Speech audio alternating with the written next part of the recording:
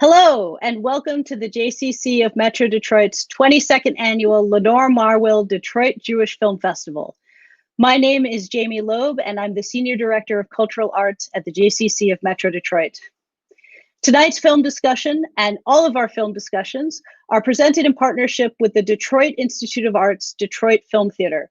I want to thank them for their support and help in making these live events a reality. This is our first virtual film festival, and we are so excited to be able to connect with all of you from the comfort of your home. The festival runs from October 4th until the 30th, and all of our films, except for one special event film that is available until this Thursday, October 22nd, are available to watch on demand throughout that entire time. And of course, we have an extensive series of live film discussions happening live here on YouTube throughout the month. You can find our entire schedule of live events, our film lineup.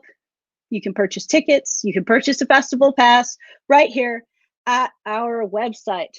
Check it out.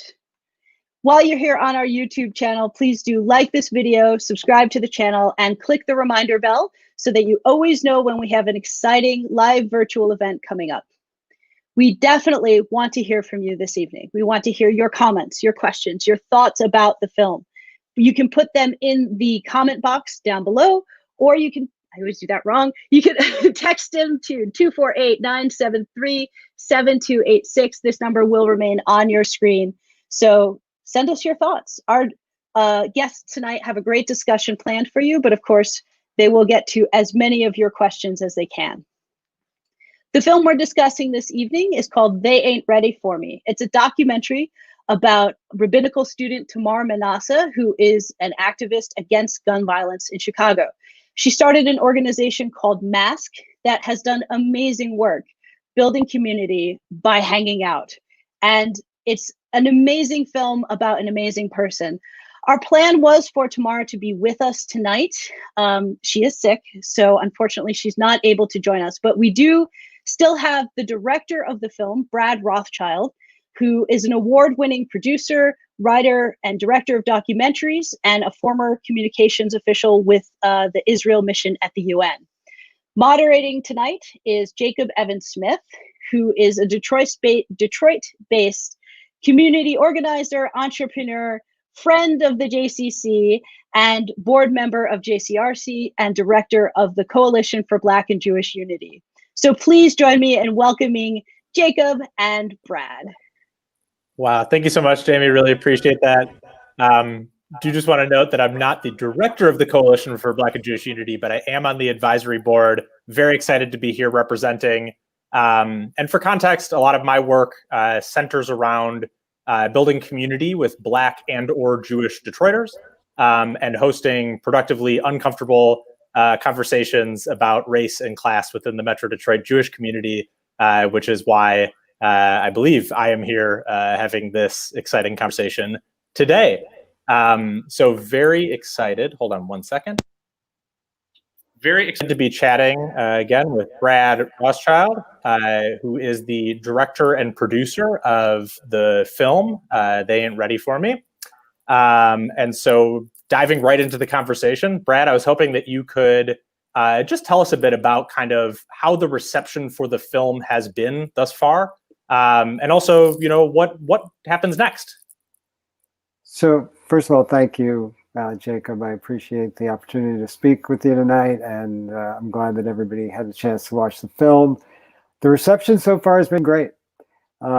We've screened it at probably 15 to 17 different Jewish film festivals and Jewish community centers and synagogues. And of course, people go nuts for Tamar because she's awesome. And, you know, the unfortunate part is that we released the film right as COVID hit. So we're not able to go around the country and actually meet people in person and do the film festival circuit, which is always a lot of fun. And you get to meet some interesting people and see good movies. But this is the reality that we're living in. And, you know, we've been doing a bunch of online festivals, and we have a bunch more scheduled. So, you know, it's going well. So that's the first part of the question. The second part is what's next, which is, I don't know what's next, but we're hoping, believe it or not, that maybe there'll be a follow-on to this film. Tamar has a lot of other stuff that's happening. And, with a film like this, it's not a historical doc. It's actually, just taking a view at somebody's world. We could have filmed this for the next 5 years. And, Tamar's life is really fascinating, and it never stays in one place. So, one of the difficult things is, okay, where do we decide that this is the end of, so we can actually make the film? And we did it based on the calendar for the most part, but we're not done. Like, there are more stories of Tamar to tell, and I'm hopeful that we'll be able to tell them. And we will be getting into a bit of an epilogue here in terms of what's happened with Tamar's work since. But first and foremost, Brad and I were chatting earlier. So what we'd love to do here today, I'm excited to be chatting with Brad about the film and everything. I'm not going to be asking Brad to try to speak on behalf of Tamar, but at the same time, he is also he speaks to her almost daily, traveled around, filming her for months. And also does a lot of interviews with her. So we are going to be pulling some of Tamar's wisdom through Brad to the best that he can, still communicate that, so we can still share some of her additional perspective. And as I mentioned, we will be getting into kind of what's happening now. But before we do that, I wanted to just hear a bit about the origin story. So you had mentioned that you originally stumbled across Tamar's work in an article of some sort a few years ago. Yeah. I was hoping that you could tell us a bit about that story and how ultimately you two came to connect. Sure. So it was October 2016, so right around this time, 4 years ago. I was reading an article in the JTA, the Jewish Telegraphic Agency, and the title of the article was "Black Rabbinical Student Leads Army of Moms Against Gun Violence in Chicago," which pretty much encapsulates everything that she's doing. And I was, just the headline alone just pulled me in. And, I start reading, and at the top of the article, there's a picture of this striking woman named Tamar Manasseh. And I scrolled down and I started reading about the work that she's doing, the organization that she created to combat gun violence. And what really was interesting to me was that Tamar credited her Judaism for her activism. So this is somebody who says, because I'm Jewish, this is what I have to do. So I found that very compelling. And the more I read about her, the more intrigued I was, and the more convinced I was that she would make a good subject for a film. So I reached out to her via her social media and her organization's website. And, I tried a bunch of different ways to get in touch with her, and it was not easy. She didn't respond for a while. And finally, I got an email from her. And the email that I wrote to her was, "I'm a filmmaker in New York City. I think you'd make a really interesting subject for a documentary. Can we talk?" Something to that effect. So I get a response saying, "Thank you for your interest. I think my life is about as interesting as watching the paint dry, so I'm going to pass, but thank you." So I wrote her back and I said, "With all due respect, I disagree with your assessment about your life, and I hope that you will reconsider." So we had a back and forth for a while. And like I said, she wouldn't always respond to me, but she responded just enough to let me know that she wasn't completely uninterested. So I kept going. And then we had a phone conversation, and we talked for like an hour.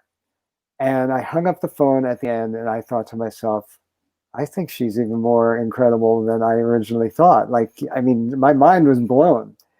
So I kept pestering her in a very respectful, non-threatening way. And finally, I got a message from her on Facebook one day, and she said, "I'm in Staten Island if you want to come and meet me."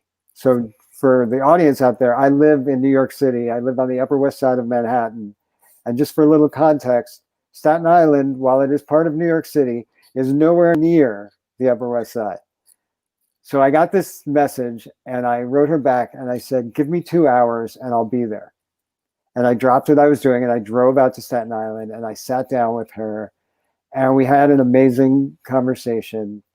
And at the end, she looked at me and she kind of shrugged her shoulders and she said, you know, I guess if you want to make this film, we can do it this summer.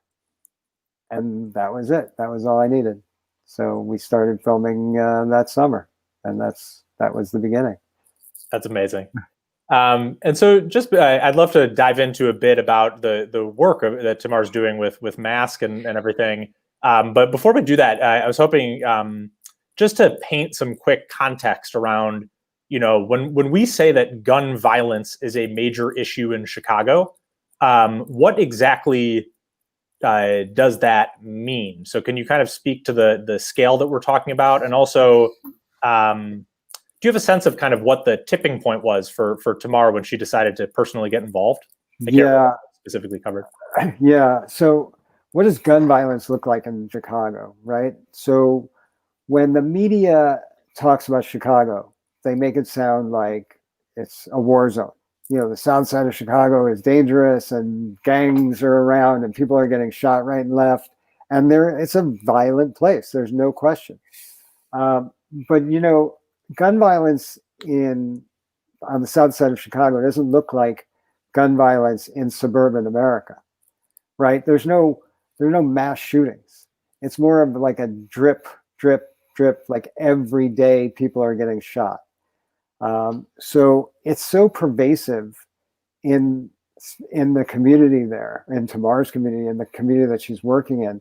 It's just part of life. Like, I don't think there's a family that hasn't been impacted in some way by it. And it's kind of unbelievable that it's just so normalized.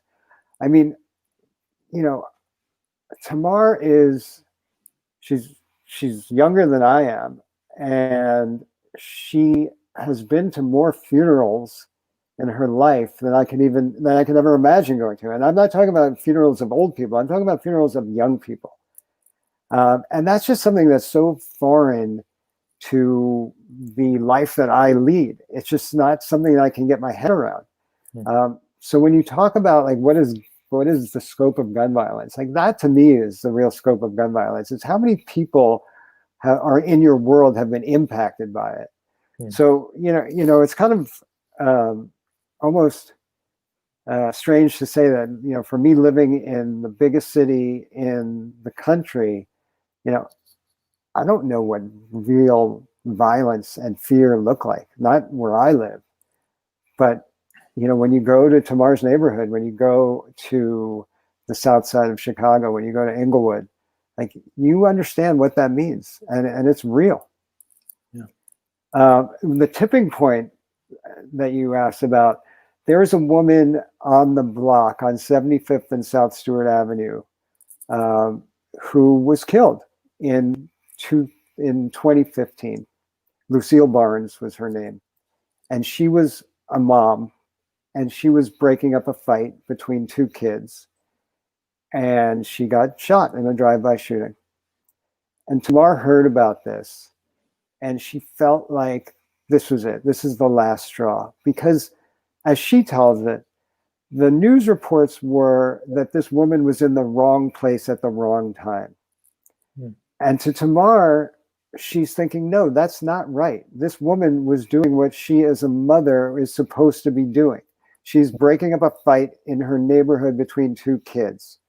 So she wasn't in the wrong place at the wrong time. And the wrong place that she's in, if anything, is she's in a neighborhood where gun violence is acceptable, quote unquote, where it's allowed to go on in the way that it goes on. So Tamar decided, this is where I'm going. I'm going to go sit on that block, and I'm going to establish a presence. And I'm going to show people there that there is an adult, somebody is watching them. There's a mother out here who's watching how you behave and who's going to make sure that you're not doing anything that you shouldn't be doing.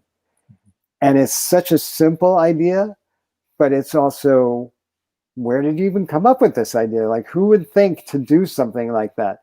And her idea is to restore the traditional role of the mother in the African American community. The matriarch, you're not going to mess around when your mom is watching you. So Tamar's idea is if there are 50 moms watching you, you're certainly not going to mess around. And she's right. What she's done is it works.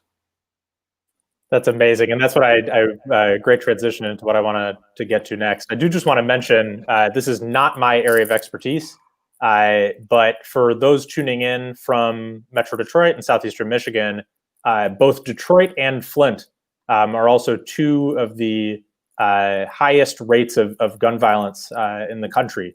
So these are not issues that impact, some other community over there. These are issues that really impact folks in our backyard.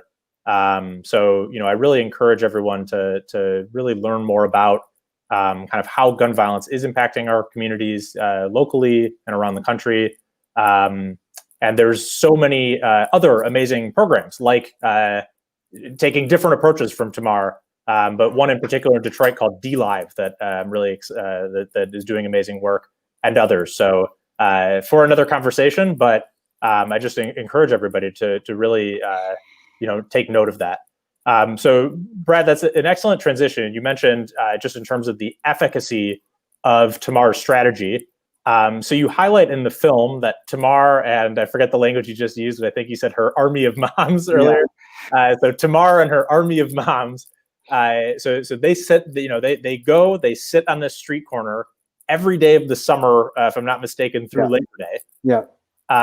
They picked the corner that they're at, 75th and Stewart, specifically because of the high rate of violence, gun violence there.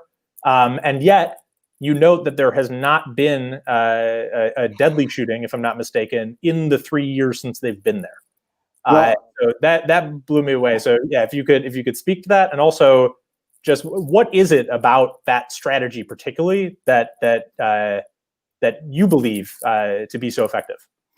So just to set the record straight, since we finished filming, not this past summer, but the summer before, 2 women were killed on the block. But when you think about it, and every death is a tragedy, obviously, every murder, every senseless killing. But the fact that it's only been 2 in these 5 years is astounding. And really, what I attribute this to is the community that has been built on that corner. So the idea is, if you know who your neighbor is, you're not going to shoot them. If you have a meal with somebody, you're going to see them as a human being and not as a potential target. And again, it's simple, but it's also revolutionary. The idea is, we're going to create a community here. And in this community, it is understood that we care about one another. And one of the things I think that has led to Tamar's success is that she shows the people in that neighborhood that they matter, that their lives are important, that somebody is looking at them and somebody sees them. She talks a lot about the neighborhoods in Chicago being like a bubble, and that nobody gets in or out of the bubble. There are kids from Englewood who've never been to downtown Chicago. It's like a foreign country to them.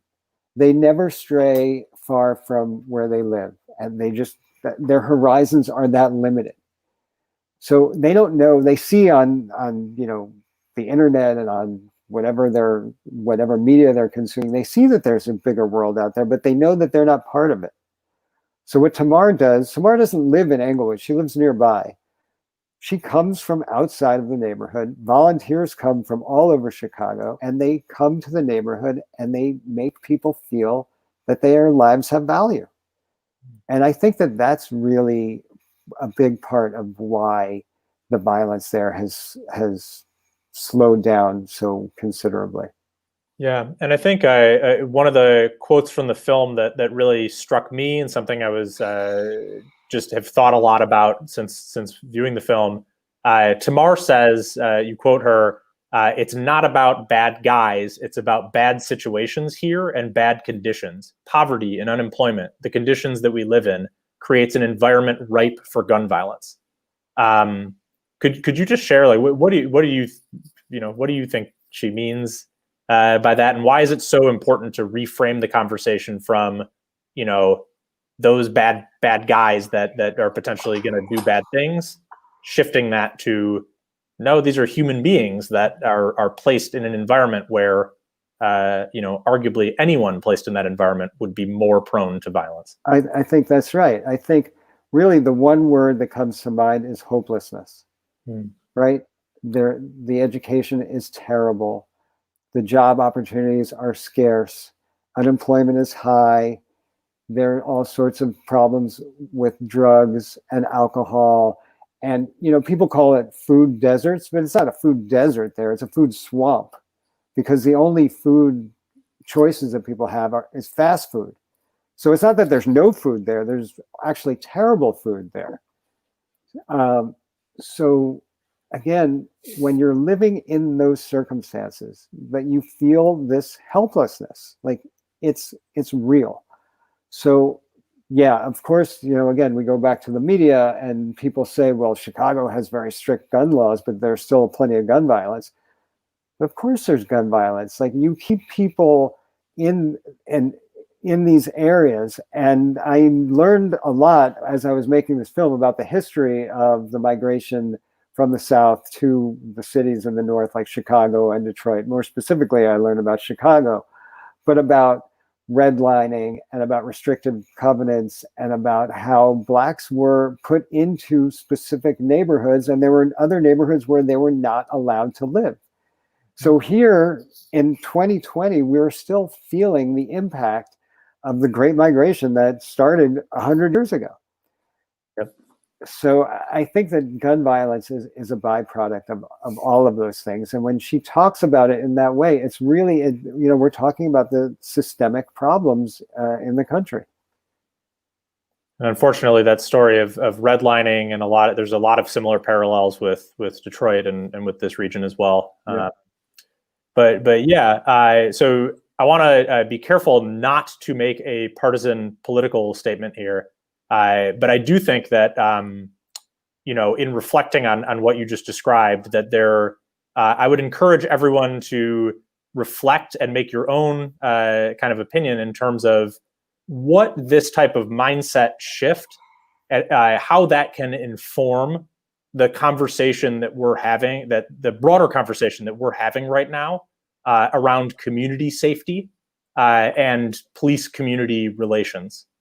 I just encourage everybody to really, think about what you saw in the film and really kind of allow that to not necessarily reframe, but just inform the way that we think about these issues moving forward.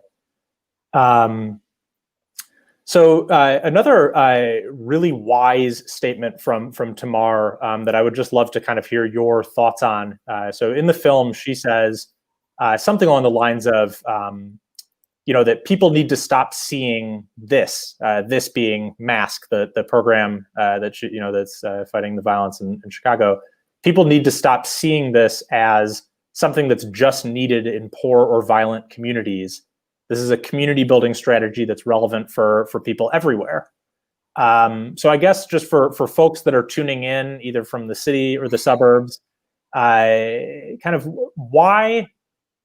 why is it so important to know your neighbors? Like, what is it about knowing people around you that kind of can have that impact, kind of in a broader sense, if you have thoughts on that?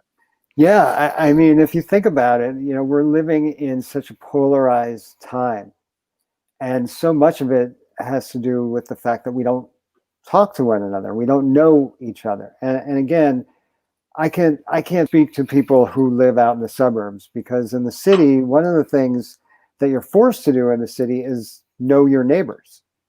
But when you live in a suburb, a gated community or not gated community, where you drive to work or to school and then you get back in your car at the end of the day and you just drive home, and you don't know people, but you're raised to fear people who you don't know, I feel like that's a problem. Like, I even think about, I was thinking about this before, even in my neighborhood, like when little kids will set up like a lemonade stand, you just see people stop.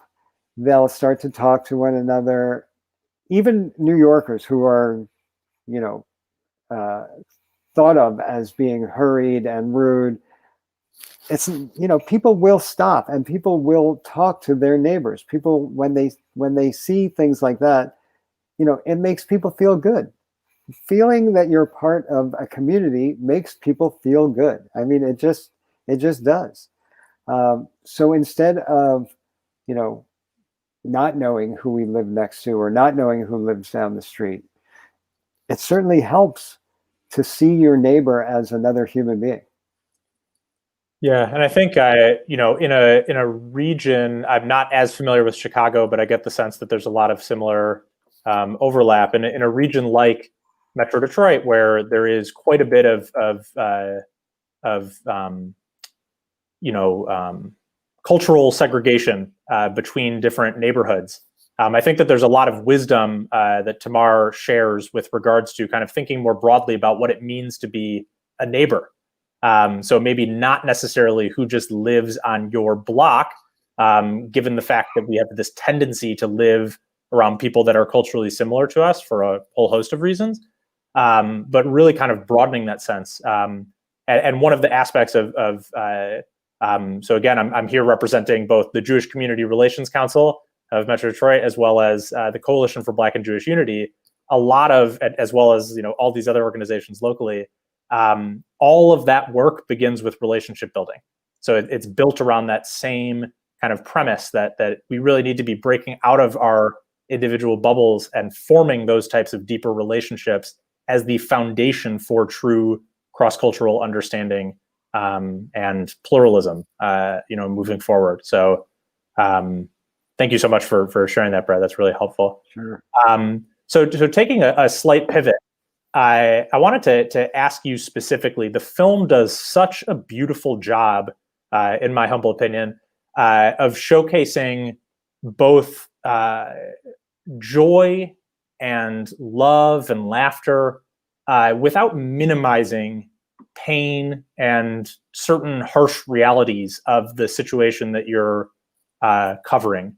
So I don't know the best way to ask that, but was that a conscious directing decision that you made, or is it just that Tamar is that good at what she does? Well, thank you for noticing that. Thank you.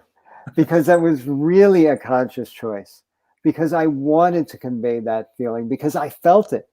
And I wanted people to see exactly what you are describing, which is there is joy, there is love, there is happiness. It's not just what you see on the news. It's not just grieving parents and hungry children, right? And that was something, and I saw it especially when we had the 4th of July fireworks and the Labor Day party.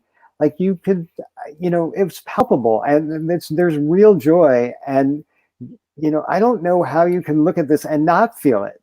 So I was very conscious of it while it was going on. I was very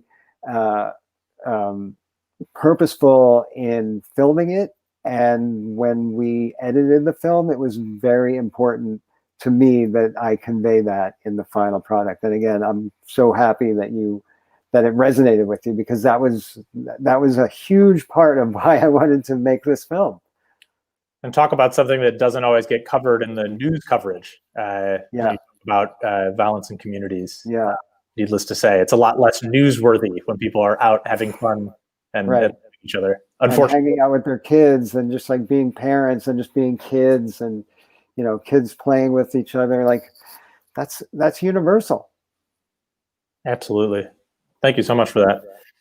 So now I'd like to dive into the Jewish angle of the film, which is a bit trickier to do without Tamar, but I'm going to do my best here. So I'm going to quote her from the film. So at one point, Tamar says, "All this came about because I'm Jewish. The way Jews see problems in the world, we see them more as cracks. Tikkun olam, we have to repair the world. When you see cracks, you go to work. Not our work to finish it, but we must start it."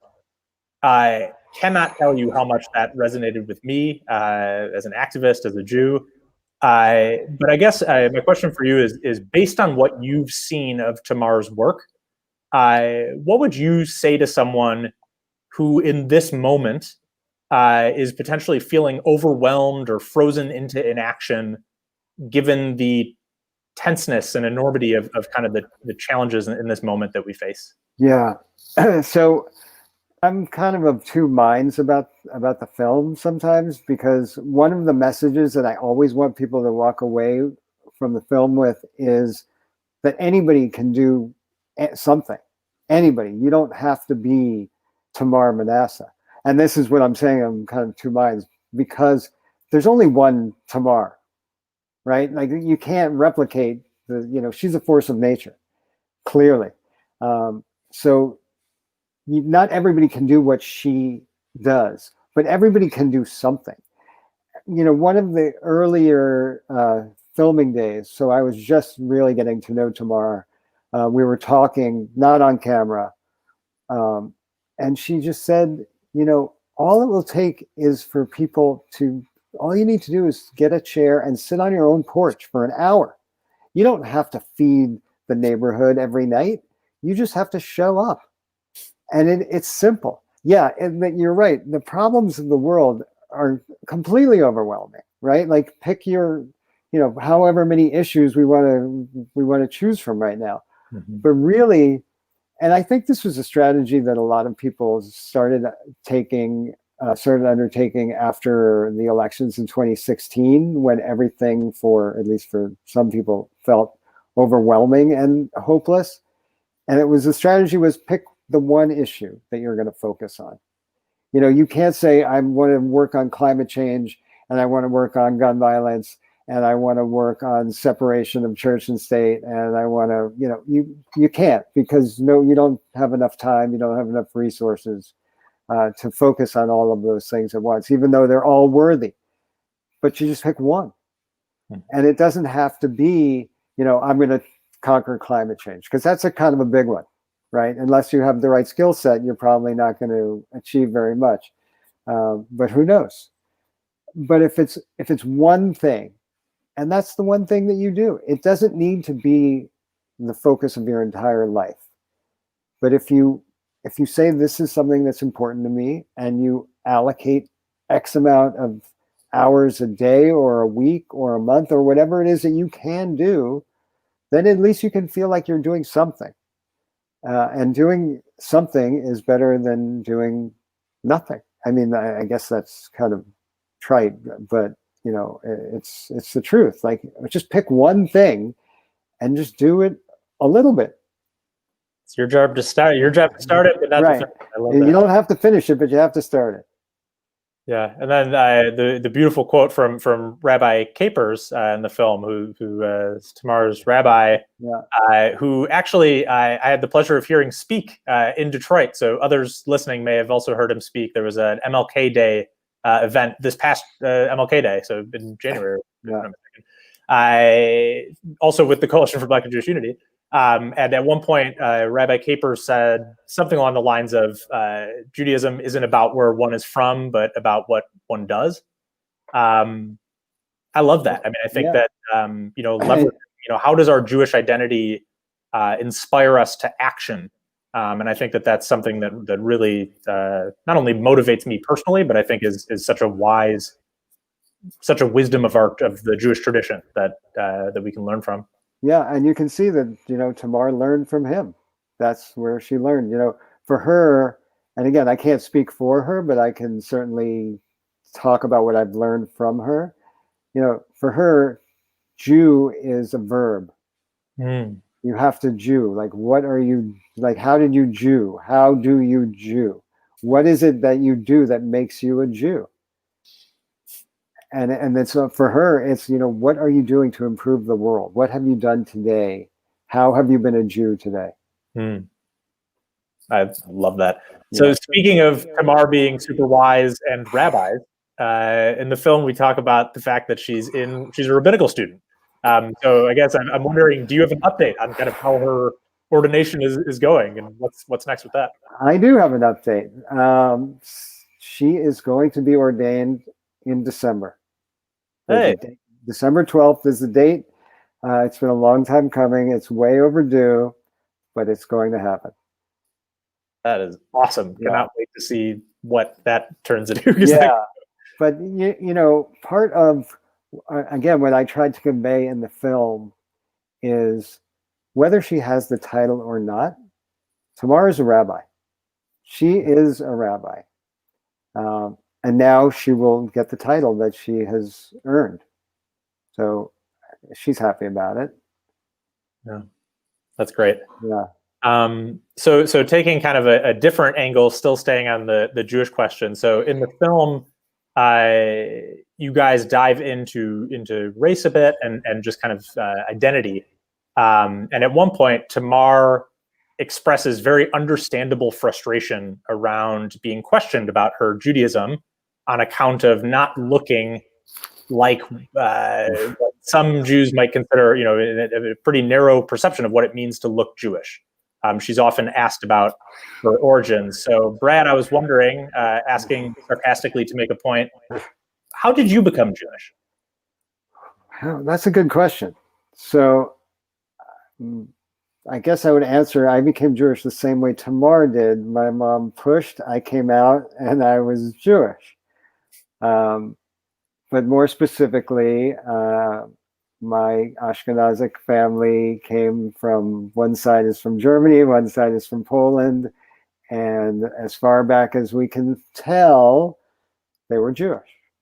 And I don't know how many generations that goes, but I've done a 23andMe, and it turns out, to no surprise, that I am 99.8% Ashkenazic Jew. Impressive. I had no surprises in my 23andMe test. Yeah. I think I was something like that as well. I can relate. But it's funny because you're right. Nobody looks at me and says, "Hey, how did you become Jewish?" And more specifically, I think just something that, again, I kind of just encourage everyone to reflect on is, even in the contextualizing of this conversation, we note that Tamar, you know, in a lot of the different interviews she's done, when I'm looking at all the different coverage, you know, media coverage and whatnot, it's specified that she's a Black Jewish activist or a Black Jewish mother. I have never once in any of those interviews seen Brad described as a white Jewish producer and director. So I think just the way that we, when we're talking about inclusivity and just making sure that everyone feels welcome and understood in our broader community, there's just this opportunity that we have, particularly as, you know, white-skinned Jews, kind of broadly speaking, but I think for everybody, to really be a lot more mindful around how we're avoiding othering members of our own community. I think that's really. I just encourage everyone to reflect on that in some way. I think that's really well said and really important. I can't, you know, emphasize it enough. It should just be, you know, you're a Jew, not a Black Jew, not a white Jew. She doesn't describe herself as anything but a mother and a Jew, right? Mm-hmm. And I think, it's going to be more difficult to dive into this, so we don't need to. But yeah. Tamar says something so interesting in the film about that there's, you know, certain allowances that weren't made for Jews that look like her. There's no such thing as cultural Judaism in the Black community. And that really, really struck me as a proud Jewish person who largely identifies with what I would consider the cultural side of my Judaism, more so than maybe the religious side, whatever that even means. That just really, really struck me, and it's something that I've been reflecting on quite a bit.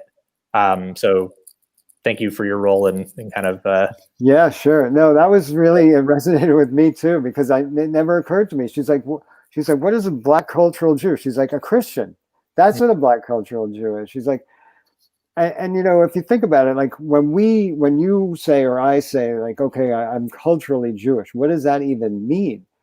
It means that again, I'm going to go back to, we're talking about something very specific to Ashkenazic culture, right? So and which is specific to the part of the world that our family came from. But there's nothing in the Torah that talks about Germany or the Pale of Settlement or Poland. Like, that doesn't exist in the Torah. So, and that's a conversation that Tamar and I have had on more than one occasion. She said, you know, where in the Torah does it talk about Jews being white? In fact, we have strong reason to believe that Jews come from a certain part of the world. I think just in even just reflecting on the diaspora today, you know, Jews are in every corner of the world. I was blessed to go on a program a few summers ago, a program in Israel where I was introduced to, if I'm not mistaken, it was 100 Jews from 28 different countries. So running the gamut, you know, ethnically, culturally, literally from every corner of the world, from Uganda to Argentina to the country Georgia. Jews are all over the world, and I think that the community becomes so much richer when we start to really kind of broaden our perspective of what it means to be Jewish, and really start thinking about learning about these different traditions and kind of how they can inform our own practice and identity, and enrich our own practice and identity. And Tamar is such a superstar, shining example of that, where I would say my biggest takeaway from the film was she makes me so proud to be Jewish. Like, oh my gosh, I can't even believe it. She's the coolest Jew you'll ever meet. Unbelievable. So also, she's great PR for Judaism on the south side of Chicago, because there is a neighborhood of people who now associate Judaism with the type of mitzvot that Tamar does on the block. So they see Judaism as being a force of good, which is how we would love it to be seen everywhere. Absolutely. And I sincerely apologize for everyone. I was in the wrong chat box here. So I actually missed a few questions that had been trickling in. So I really apologize, everybody. I think Brad has actually answered a few, and I'll get into these in just a second. So this is a good transition here. So in terms of for folks that are listening in, how can we best support Tamar's work? And a few different folks asked. So part of it is asking about the funding. So kind of how are the meals provided and where do the funds come from? And also, you know, are the supplies and different things donated? Things of that nature. Could you just speak to that? Yeah, sure. So to paraphrase Tamar, when she's asked how MASK is funded, she always says that MASK is the Bernie Sanders of community activist movements, that they depend on small donations from lots of people. There's a website, www.ontheblock.org, where people can donate money. They can arrange, if they're in Chicago, to donate food. That's how they survive. That's how they are able to provide meals for kids. That's great. And we have the link just popped up here. So it's ontheblock.org. Anyone who's interested in supporting that work directly. Also, you can find them on Facebook and elsewhere in terms of just helping support that work. And then, yep, absolutely. So I got that part.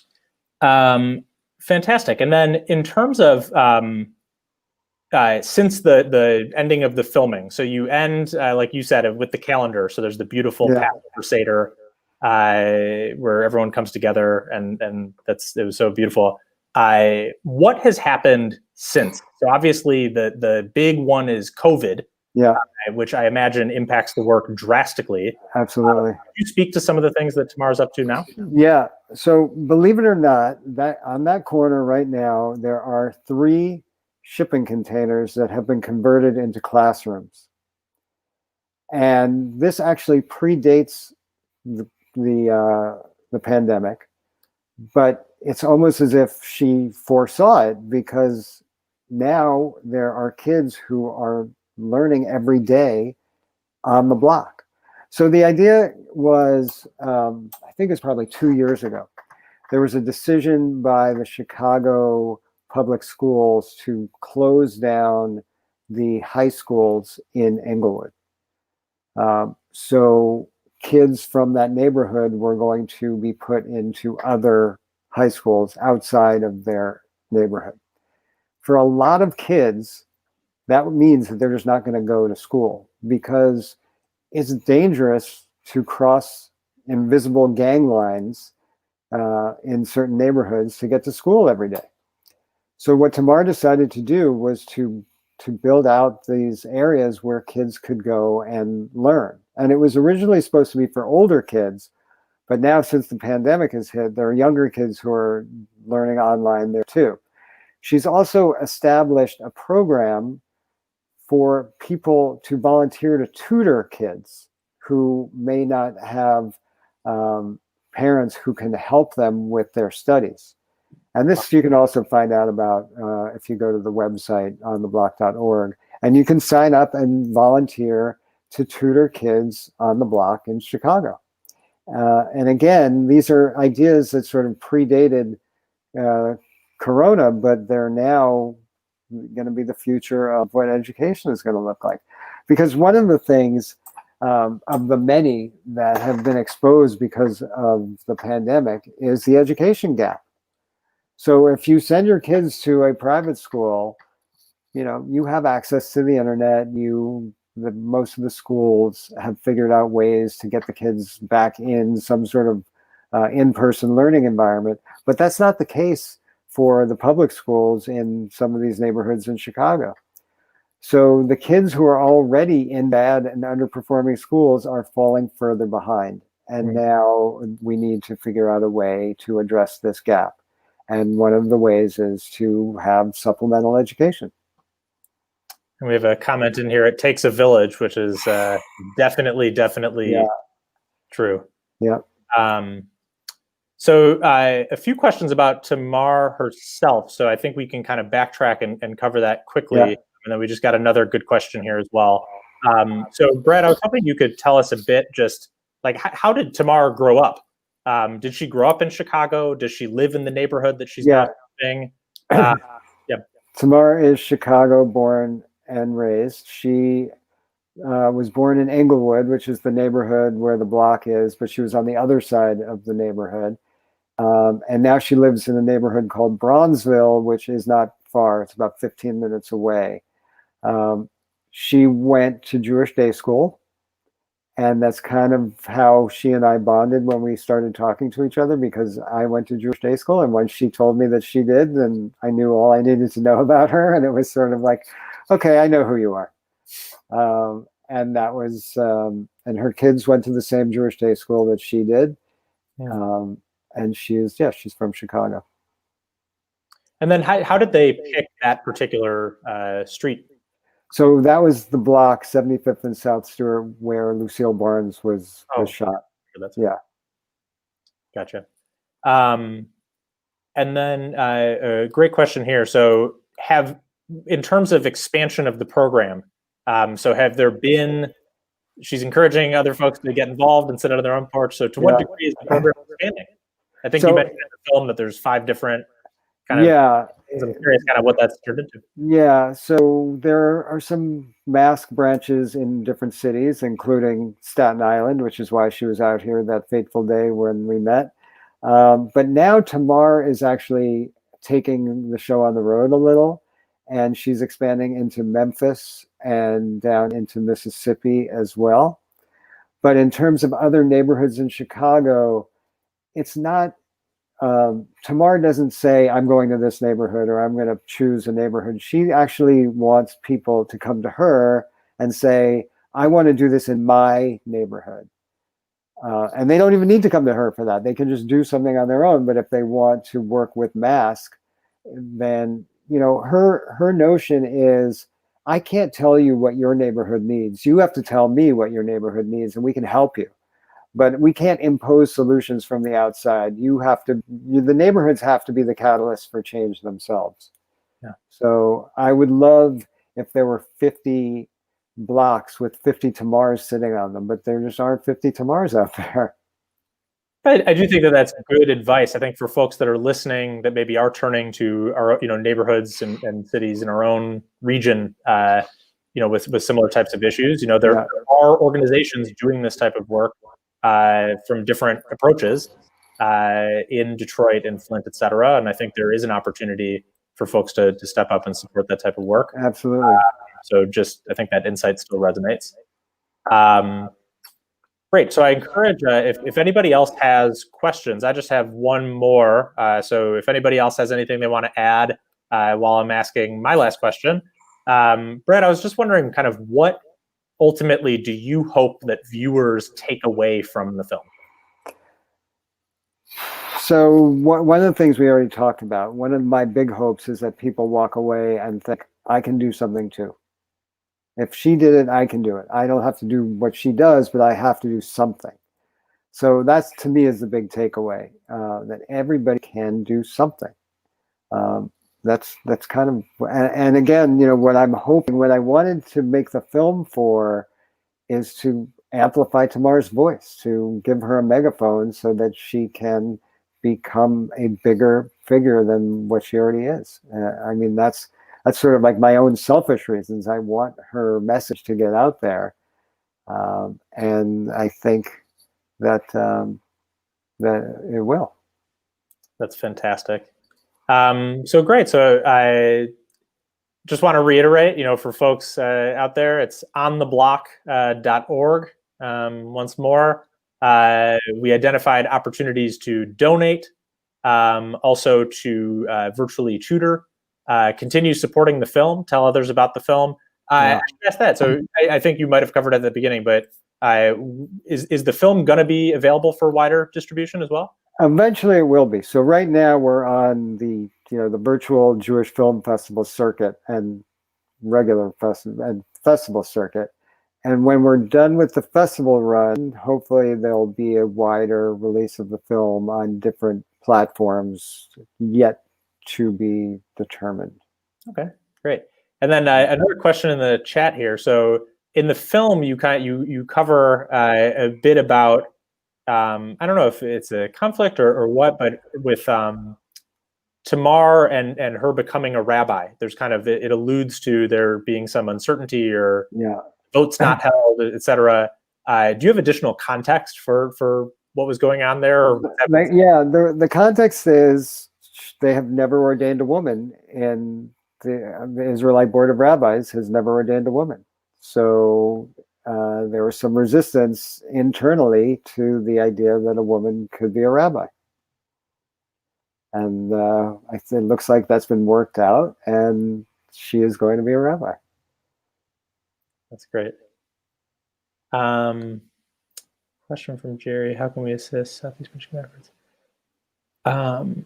So a question just about how to best assist Southeast Michigan efforts. Okay, so I think that when thinking about that's a great question. So I had mentioned an organization previously in Detroit. I apologize for not being more knowledgeable about local efforts fighting gun violence. There's one organization in particular called DLive that's actually an intervention program. When folks get caught up in gun violence, they step in and meet them in the hospital setting to intervene and handle trauma at the source. So statistically speaking, a lot of gun violence is retaliatory. That, I don't know if I pronounced that word right. It's in retaliation for previous violence, especially when you're talking about gang beef and things like that. So what they do is they step in with predominantly young men who get shot, and they step in and provide alternative pathways for processing trauma in a really amazing way. So that's DetroitLive.org if folks are interested in learning about that. If anybody else knows of other programs dealing directly with gun violence in this region, please feel free to drop that in the chat. That would be helpful as well. But yeah. And then another great question, and then I think we're really getting towards 8 o'clock, so we're going to be wrapping up shortly. But one more great question here is, did Tamar have any experience with teaching? And I would add even like working with kids or anything else like that before she thought about rabbinical school. The answer to that is she had experience as a mom. So she wasn't a licensed teacher, but she loved being a mom when her kids were little. I mean, she obviously still loves being a mom, but that was a role that she really thrived in. And she would say that that was probably a lot of the training that she had that she brought with her to the block. That's fantastic. Okay, great. Well, so one last time, it's ontheblock.org. Thank you so much, Brad, just for having the vision and just the elbow grease. I don't know the right word for that. The fortitude to chase down Tamar and make sure that we all heard this imperative story. I can't believe I hadn't heard about this work yet. Just given, right, how close Detroit is, yeah, how inspirational it is for me and my work. So thank you so much for everything you did to put this project together, and I'm just so excited to see kind of how this continues to blossom. And quite frankly, we cannot wait for that sequel. So I started to really tease that out, and now and I'll be separately working on Tamar. I hope that you can help me see if we can get her over to Detroit and get her work cranking here as well. Yeah, absolutely. Yeah, with that, I'd love to turn it back over to Jamie. So I'm also very interested in the sequel, so working on that. I just want to say thank you to Jacob Smith and to Brad Rotschild for being here this evening. Thank you to all of you out in internet land for being with us this evening. I hope you all have a great evening. And I do want to invite you to our next live film discussion, which is tomorrow, Wednesday, October 21st at 12 p.m. We'll be talking about the documentary Children of the Inquisition. We'll be talking with the director of the film and one of the subjects of the film. And back in the moderator chair will be Elliot Wilhelm. So I really hope you can join us for all of that. Have a great evening.